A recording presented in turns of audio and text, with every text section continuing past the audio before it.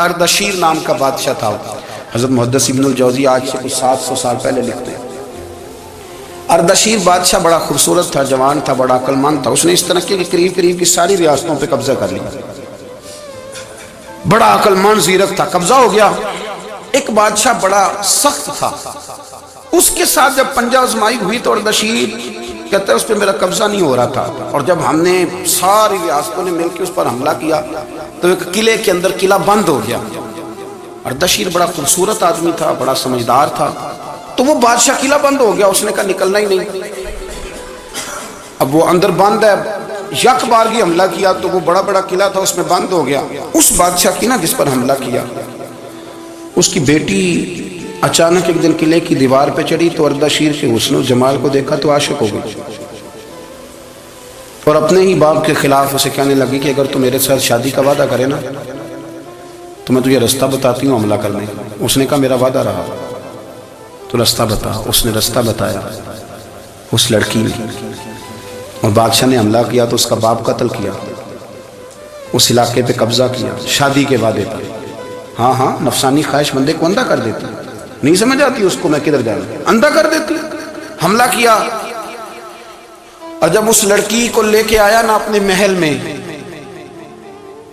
تو پہلے دن شادی کی پہلی رات تھی تو بستر بچھایا کنیز نے، تو وہ کبھی کروٹ ادھر بدلتی کبھی ادھر بدلتی. تو بادشاہ کہنے لگا کیا ہے؟ کہنے لگی بستر میں کچھ ہے، مجھے تکلیف دے رہی ہے.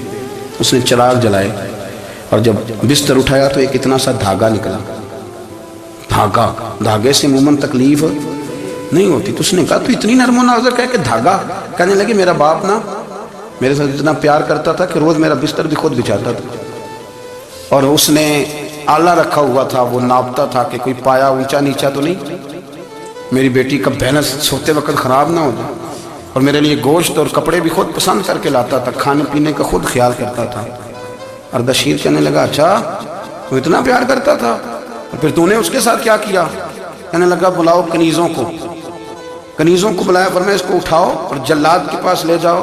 اسے کہو کہ اس کے بال ایک گھوڑے کے ساتھ باندھے، پیر دوسرے گھوڑے کے ساتھ باندھے، اور ایک گھوڑا ادھر بھگا دے کدھر بھگا دے.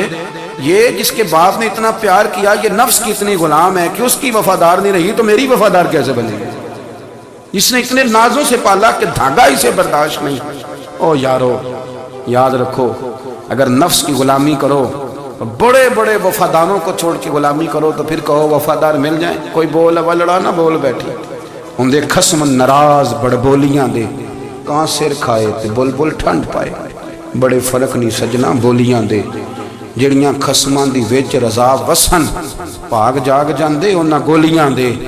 آپ ادلیاں نو سردار پین ٹکے تے شرما والیاں نو چوٹے ڈولیاں دے. اپنے نفس کے پیچھے چلو کہ تو یہ تباہی ہے.